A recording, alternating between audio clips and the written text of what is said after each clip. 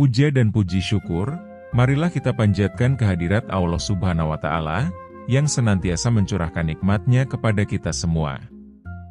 Sholawat beserta salam, semoga senantiasa tercurah bagi manusia mulia Habibina, wa syafiina, wa maulana, Muhammad, Shallallahu alaihi wasallam, juga untuk keluarganya, para sahabatnya, tabi'in, tabi'ut tabi'in sampai kepada kita selaku umatnya. Saudaraku yang Allah rahmati, pada kesempatan yang penuh berkah ini, insya Allah kita akan membahas tentang 4 cara meraih kesuksesan di dunia dan di akhirat. Untuk membuka pertemuan kita kali ini, mari kita ucapkan ayatul basmalah. Bismillahirrohmanirrohim. Saudaraku yang Allah rahmati, Allah Subhanahu wa Ta'ala berfirman, "Aku sesuai dengan persangkaan hambaku terhadapku dan aku selalu bersamanya ketika ia mengingatku." Hadis muttafaqun alaih. Berikut cara-cara mendapatkan kesuksesan di dunia dan di akhirat. Pertama, berhati-hati dalam berbuat dan berucap. Saudaraku yang Allah rahmati, apakah kita pernah atau mungkin sering mengucapkan secara sadar atau tidak sadar berkata-kata seperti ini, "Nasib saya kok sial terus?" Namanya juga nasib, walaupun susah ya tetap harus diterima. Hari ini aku kurang beruntung. Hari ini aku lagi sial. Kalau nasibnya susah terus walau sudah berusaha sampai jungkir balik, ujung-ujungnya pasti tetap susah. Saya orang miskin tak punya pengetahuan, mustahil bisa jadi orang kaya. Miskin, susah, dan tidak bahagia adalah takdir. Semuanya tidak bisa diubah. Jika kita sering mengucapkan kalimat-kalimat tersebut, maka bersiap-siaplah menderita dan galau selamanya. Karena semua yang kita ucapkan itu kemungkinan besar akan mewujud menjadi kenyataan. Sekali lagi, kemungkinan besar akan mewujud menjadi kenyataan. Sungguh, hal ini sebagaimana firman Allah Subhanahu wa Ta'ala. Sebagaimana yang disebutkan dalam hadis qudsi di depan tadi. Terkait dengan hadis ini, kita diperintahkan untuk menguraikannya secara positif untuk memotivasi kehidupan kita agar lebih baik lagi. Memang, hanya Allah lah yang berhak menghakimi atau memutuskan, tetapi manusia sebagai hambanya tetap diperkenankan untuk berpikir tentang isi firman-Nya. Maka dari itu, berhati-hatilah setiap kali kita hendak berucap. Kalaupun tidak bisa berkata-kata yang baik dan positif, lebih baik kita diam. Nabi Muhammad bersabda, "Barang siapa yang beriman kepada Allah dan hari akhir, maka hendaklah dia berkata baik atau hendaklah dia diam." Hadis riwayat Imam Bukhari dan Muslim. Kalaupun kita banyak berucap, maka ucapkanlah kalimat-kalimat yang berisi pengharapan yang positif, keinginan yang memotivasi dan doa yang baik. Dengan begitu, mudah-mudahan segala ucapan baik kita diwujudkan menjadi kenyataan. Kullu kalam adua, setiap perkataan itu merupakan doa. Karena itu, bicaralah yang baik-baik atau diam maka itu lebih baik bagi kita. Kedua, pahami cara kerja hukum timbal balik. Kebanyakan dari kita, pasti sudah pernah mendengar tentang hukum timbal balik. Supaya terdengar lebih familiar, kita sebut saja hukum ini dengan hukum keseimbangan atau keadilan alam, yang mana aturan main dari hukum ini adalah, apapun yang Anda berikan, itulah yang semesta berikan. Baik itu kebaikan yang kita berikan, atau keburukan yang kita berikan. Allah berfirman, Bismillahirrohmanirrohim. Famay yamal mitskola zarrotin hoira yaroh. Wa meyamal mitskola zarrotin syarra yaroh. Artinya, siapa yang mengerjakan kebaikan seberat zarah, dia akan melihat balasannya. Siapa yang mengerjakan kejahatan seberat zarah, dia akan melihat balasannya. Quran Surat Al-Zalzalah ayat 7 dan 8.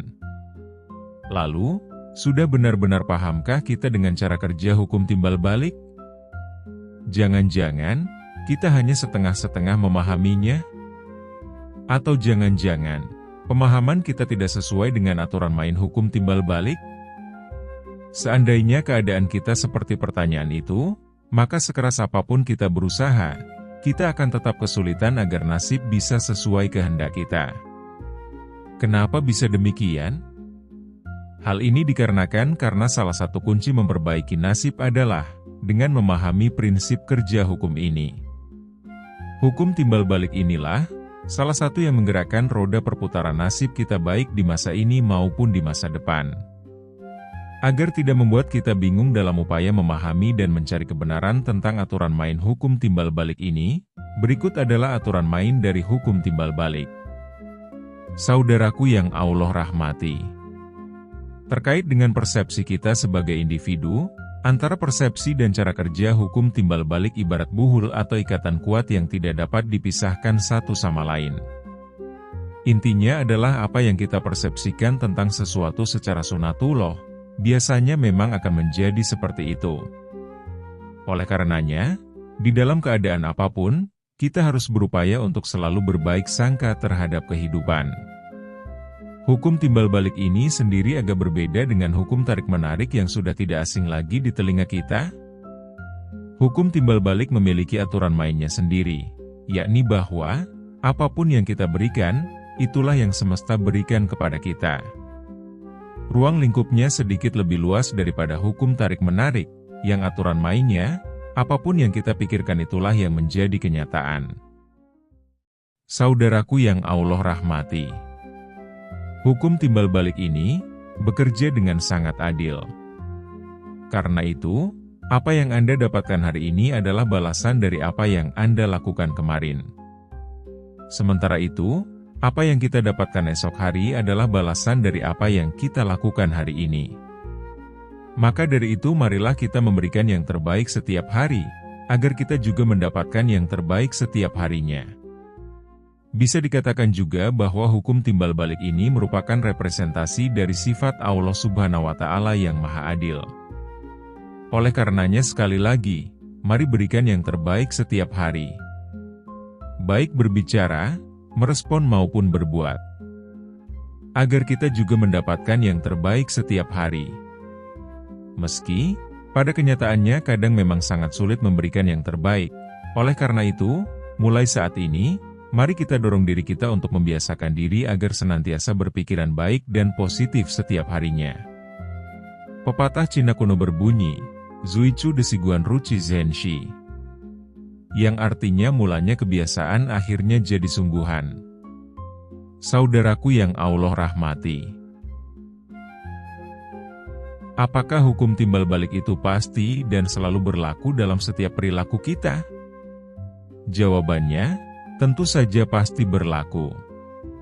Inilah konsekuensi atau pembuktian dari sifat Allah yang Maha Adil, bahwa kita hanya akan mendapatkan sesuai apa yang kita kerjakan.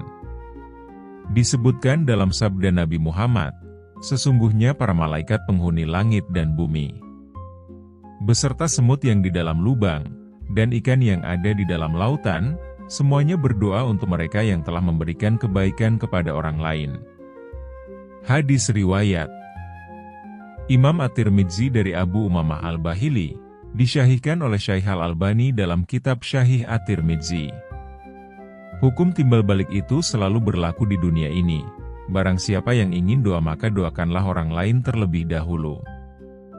Nabi Muhammad bersabda, yang artinya, tidaklah seorang hamba muslim yang mendoakan saudaranya di belakangnya tanpa sepengetahuannya kecuali malaikat berkata, dan doa yang sama untukmu. Hadis riwayat, Muslim dari Abu Darda. Kemudian barang siapa yang ingin harta maka sedekahkanlah yang kita punya. Allah Ta'ala berfirman, sesungguhnya orang-orang yang bersedekah baik laki-laki maupun perempuan, dan meminjamkan kepada Allah dengan pinjaman yang baik, akan dilipat gandakan balasannya bagi mereka, dan mereka akan mendapat pahala yang mulia. Quran Surat Al-Hadid, ayat 18. Saudaraku yang Allah rahmati. Hukum timbal balik ini seterusnya tidak akan pernah hilang di dalam diri setiap manusia. Maka mari senantiasa berbuat kebaikan selama di dunia ini agar kita mendapatkan kebahagiaan di dunia dan akhirat kelak. Ketiga, bersandar pada matematika Allah. Saudaraku yang Allah rahmati, kita ketahui bersama bahwa hitungan matematika itu pasti dan jawaban dari kebenaran hanya satu, tidak ada yang lain. Namun, dalam kehidupan sosial tentu tidak selalu kebenaran pribadi menjadi kebenaran yang mutlak. Semua diserahkan kepada Sang Maha Pencipta Allah Subhanahu wa Ta'ala. Manusia di dunia tidak hidup seorang diri, selalu membutuhkan orang lain untuk membantu aktivitas yang kita kerjakan. Pada kenyataannya, kita tidak bisa menyamakan hitungan matematika manusia dengan hitungan matematika Allah, karena memiliki perbedaan di dalamnya. Apabila hitungan manusia 1 ditambah 1 hasilnya 2, namun hitungan Allah jika 1 ditambah 1 bisa jadi hasilnya 20, bahkan dikali lipatkan. Dan jika kita menghitung nikmat Allah, niscaya kamu tidak akan mampu menghitungnya. Sungguh, Allah benar-benar Maha Pengampun, Maha Penyayang. Quran Surat An-Nahl ayat 18. Dalam tafsir Al-Muyassar, Kementerian Agama Saudi Arabia menjelaskan, jika kalian berusaha untuk menghitung jumlah nikmat-nikmat yang tercurah pada kalian, niscaya kalian tidak akan sanggup memenuhi hitungan jumlahnya, dikarenakan jumlah dan jenisnya yang banyak. Saking banyaknya nikmat yang didapatkan, apabila kita berbuat kebaikan akan ditambahkan 1 kebaikan, dan Allah Subhanahu wa Ta'ala akan melipat gandakannya. Saudaraku yang Allah rahmati, bukan hal mudah ketika kita hendak memahami nasib dengan matematika manusia, yang cenderung linier, rasional, dan logis. Semuanya akan serba tidak masuk akal dan aneh. Coba renungkan, tahukah dulu bahwa kelak kita akan menjadi orang sukses, kaya, dan berkecukupan seperti saat ini? Padahal, jika dibayangkan lagi, bagaimana kita dulu, adalah orang yang berulang kali gagal, miskin dan kekurangan. Coba hitung satu persatu sudah layakkah ikhtiar, atau usaha kita sehingga kita pantas mendapatkan apa yang kita impikan dalam hidup ini? Tentu sangat tidak layak kita mendapatkan semua keberuntungan dan keberkahan ini. Hal ini dikarenakan, rata-rata dari kita lebih banyak tidak berusaha daripada berusaha. Dan, kemana arah kehidupan ini akan menuju memang seringkali tidak bisa ditebak. Apa yang kita usahakan kemarin, belum tentu akan tetap bisa menjamin kita di hari ini. Begitu juga, apa yang kita usahakan hari ini, tidak akan bisa menjamin kita di hari esok. Seperti itulah nasib, serba tak masuk akal dan aneh. Terkadang, sesuatu yang tidak mungkin dan mustahil ternyata malah bisa terjadi. Keajaiban bisa terjadi kapan saja dan pada siapa saja. Memang, sampai kapanpun, nasib akan serba tak masuk akal dan aneh.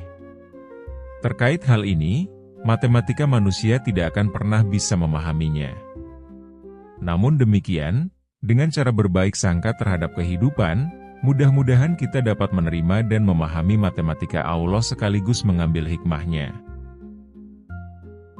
Keempat, berbaik sangkalah. Saudaraku yang Allah rahmati, Allah Subhanahu wa Ta'ala berfirman dalam Al-Quran Surah Al-Hujurat ayat 12 yang artinya, "Wahai orang-orang yang beriman, jauhilah banyak dari prasangka. Sesungguhnya, sebagian prasangka itu dosa dan janganlah kamu mencari-cari kesalahan orang lain dan janganlah ada di antara kamu yang menggunjing sebagian yang lain. Apakah ada sebagian kamu yang suka memakan daging saudaranya yang sudah mati? Tentu kamu merasa jijik. Dan, bertakwalah kepada Allah, sesungguhnya Allah Maha Penerima Tobat lagi Maha Penyayang." Berdasarkan surah tersebut dapat kita pahami bahwa sebagai umat muslim yang beriman kepada Allah, kita wajib menjauhi prasangka buruk, baik terhadap Allah Ta'ala, kepada diri sendiri serta kepada orang lain.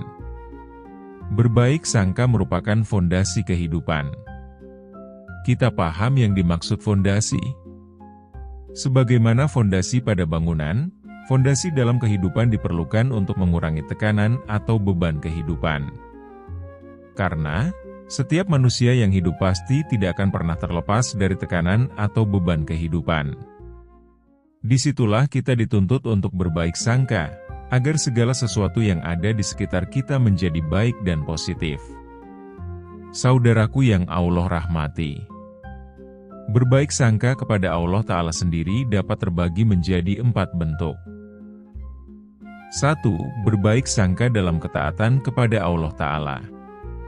Husnuzon dalam ketaatan kepada Allah, harus menjadi hal utama yang tertanam pada perasaan dan pikiran manusia. Meskipun hati manusia belum bisa merasakan kebenaran peraturan atau ketetapan Allah Ta'ala, dan pikiran manusia terkadang melihat ada hal lain yang lebih baik menurut pendapat manusia.